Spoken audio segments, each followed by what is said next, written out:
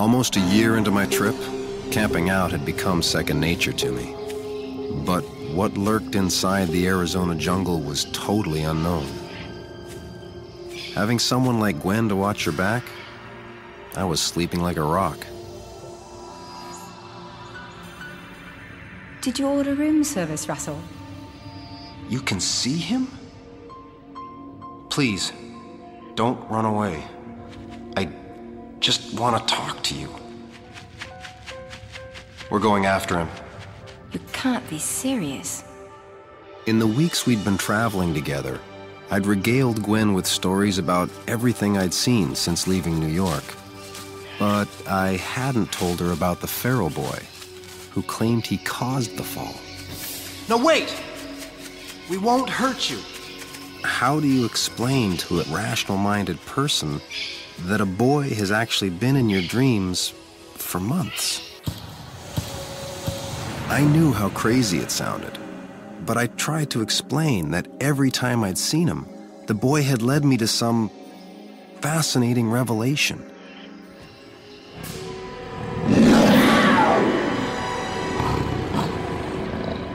I'd watched enough Discovery Channel to know a jaguar when I saw them. I also knew they weren't indigenous to the area, and they sure as hell didn't hunt in packs. But whatever caused the change in them didn't really matter. Mutated or not, they looked awfully hungry. A killing floor. My God. They herded us. I was hoping it was just another feral boy dream, that I was still asleep in the furniture store. But those jaguars, they were real as a heart attack.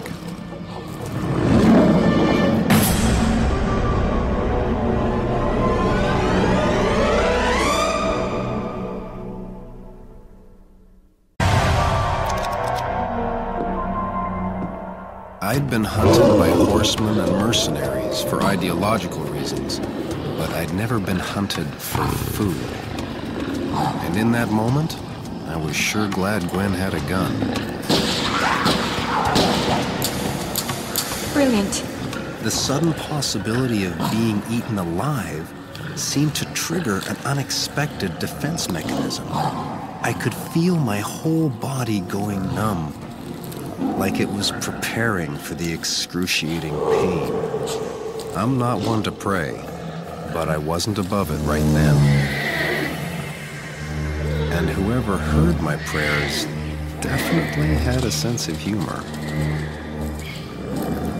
With Gwen now equally intrigued, we followed the boy a little further into what used to be an upscale neighborhood. Sedona is home to several ancient energy vortices, and there was definitely something in the air at that house. Gwen was unsettled by it, but I found myself drawn in, like a moth to a flame, lured by the promise of something transcendent. The crude portraits were clearly the work of a child, but there were details in the drawings that implied an almost divine omniscience. It was like that room was some kind of window into the rest of the world. Russell, you need to see this. Whatever connection there was between me and the boy, it wasn't just in my dreams. He'd seen my waking life, too. And from the looks of those portraits, I wasn't the only one he was spying on. It was all pretty unsettling. From some photos, it was clear the boy had lived here before the fall. What do you want? Why did you bring us here? An only child of two parents who must not have survived. I've been waiting for you. I clean my room every day. And I'm really sorry. Sorry for what? I made them disappear. My parents and everyone. But I want them back.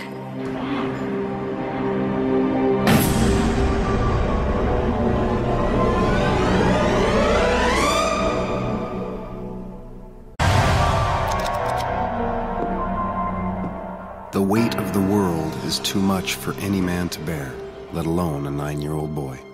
But Liam Carmichael wasn't like other boys. He believed he had brought on the fall to punish his parents. Gwen was dubious. But given the boy's psychic powers and the obvious distress he was in, it was a claim I felt compelled to at least hear out. Liam said it all started at a baseball game, something he'd already tried to show me once, in a dream. Every game, Daddy said he'd come see me play. But something always came up. Last game of the season, I made him swear he'd come. Daddy, where are you? He was always busy with his phone calls and his laptop. And Mommy was always on her stupid treadmill watching TV. I wish you'd all just go away. When he woke up the next morning, Liam got his wish. Daddy? Mommy? His parents were gone, along with all the technology that he felt kept them away from him. Where is everybody? He said he didn't mean to get rid of everybody, that he just wanted to teach his parents a lesson. I told Liam I understood how he felt. Kizzy had accused me of the same crime several times, and his parents, like me, were no doubt guilty as charged. But I assured Liam he didn't cause the fall. It took me a while to lay out what I thought had actually happened. He asked a lot of questions, and I don't think he fully understood, but my droning eventually put him to sleep. Gwen wasn't so easy to appease. She didn't have the connection I did to Liam. So all the drawings and the dreams, they made no sense to her. Not like they did to me. I told Gwen there was no rational explanation. You had to look at the world through Liam's eyes to understand. His need for forgiveness was so strong.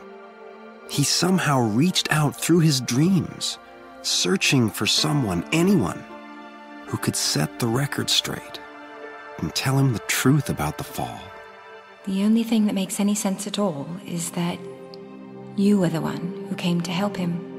I appreciated the compliment, but I knew easing Liam's guilt wasn't enough. Surviving alone had obviously taken a terrible toll on the boy. We have to take him with us, Gwen. I was trying to shift the burden from his shoulders to mine. But, as it turned out, Liam wasn't quite ready to let go of his guilt.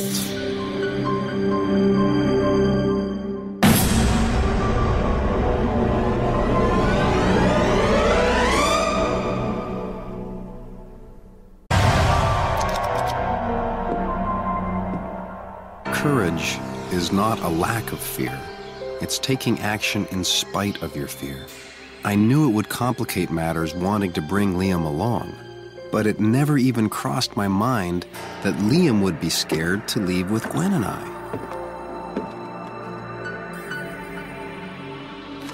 You saw how he handled those jaguars.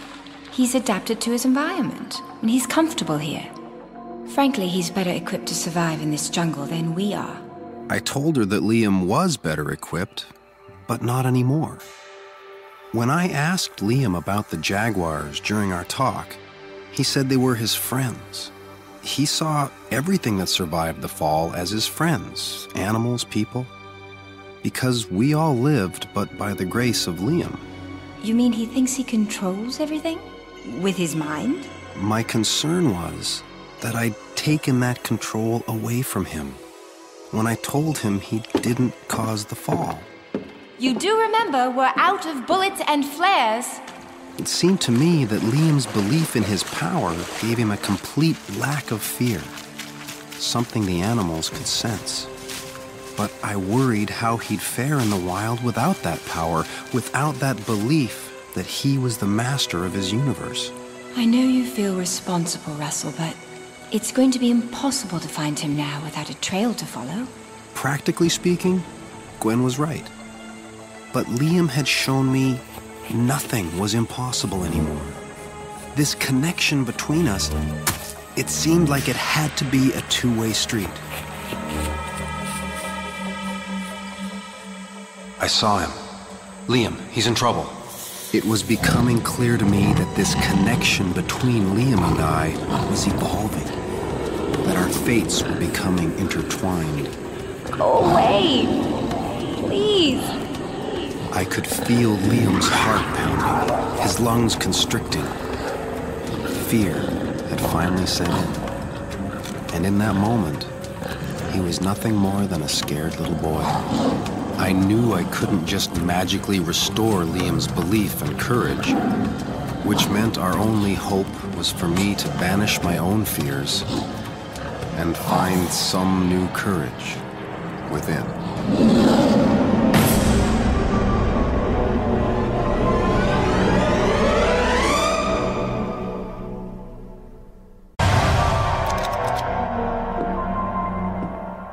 After the fall, I had a lot of déjà vu. You know, that feeling you already lived through an unfolding situation. There I was with Gwen and Liam, out of ammo, backs against the wall, seemingly dead to rights. A situation I'd actually been through once before. I can't explain it, but a strange calm came over me. A feeling we would be all right if I didn't fight the situation. That night in the jungle, though, I had no sense Providence would intervene. It was clear our lives were completely dependent on me, but this time, I felt up to the challenge. After everything I'd been through, I knew that whatever I needed to survive was probably in my possession. Gwen liked to joke that our piezo light was a dangerous luxury. Like nitroglycerin, if the fluid was jarred with extreme force, it would explode. That was my hope, anyway.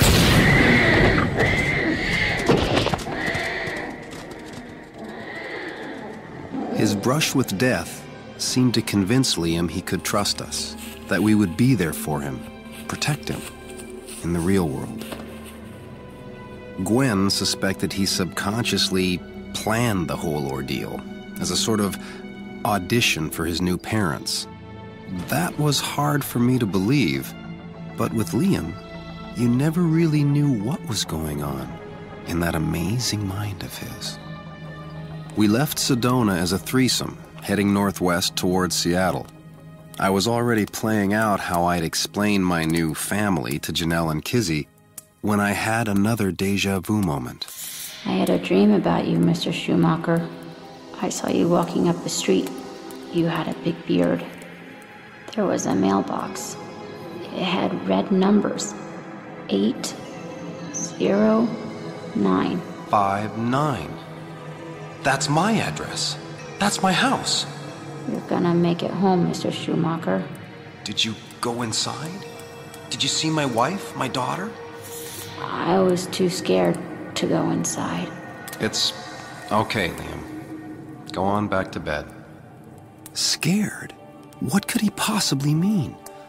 I wanted to push Liam to tell me more, but I sensed he wasn't ready. In the same way that I was forcing him to deal with reality, he would do the same for me when I was ready. It was a symbiotic relationship we were developing, one that would bond our futures and change our lives.